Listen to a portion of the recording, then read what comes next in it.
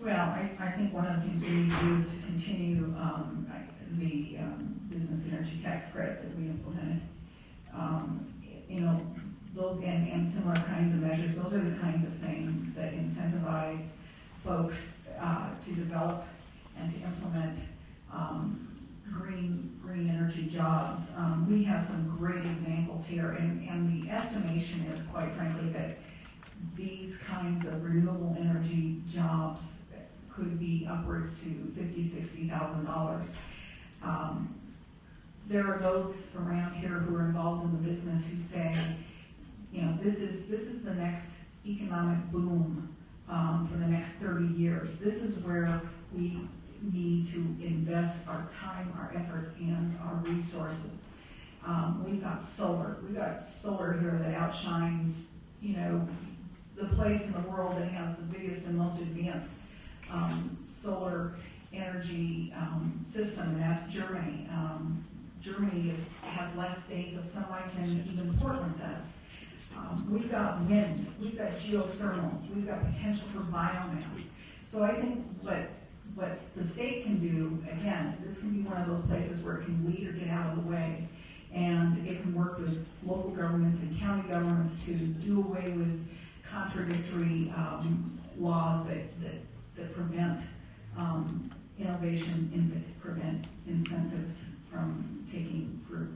Absolutely, I agree with Judy. The business energy tax credit is probably the single public policy that we've got in Oregon right now that is helping drive the growth in this industry. In fact, the governor's office today just sent out a press release that the governor tomorrow is going to welcome Oregon's 7th solar manufacturing facility, which I believe is going to be either Salem or Eugene. Salem. When I've met with the CEOs from some of the local companies here, they asked me, please don't let the BETC be changed. What we did last year was we increased the BETC from the qualifying costs were limited to $10 million. We increased that to 20. The credit itself was 30 or 35%, I forget exactly which. We increased that to 50.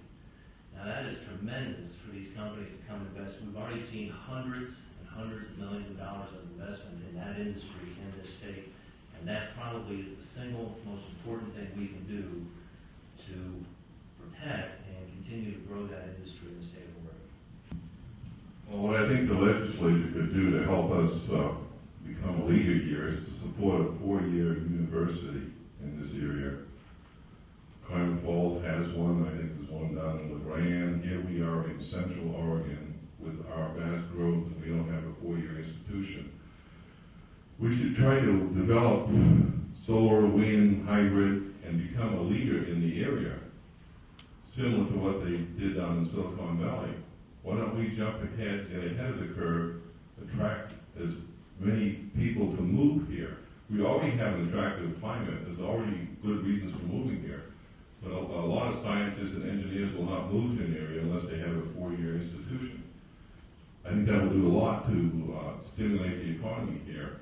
And we could partnership with the plans to use Juniper Ridge. I know that's bound up with city problems, but that would be useful. Something along those lines.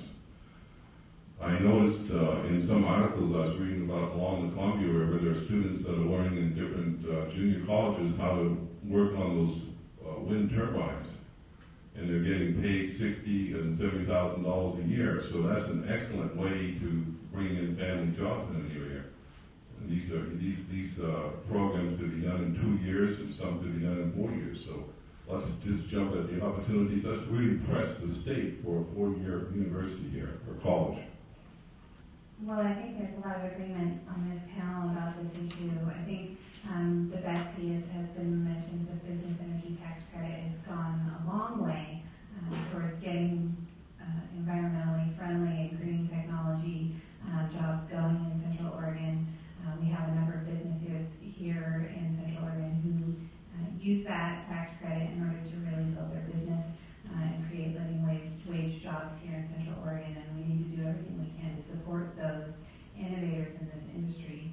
They certainly are creating the blueprint for a cleaner environment and freedom from or in oil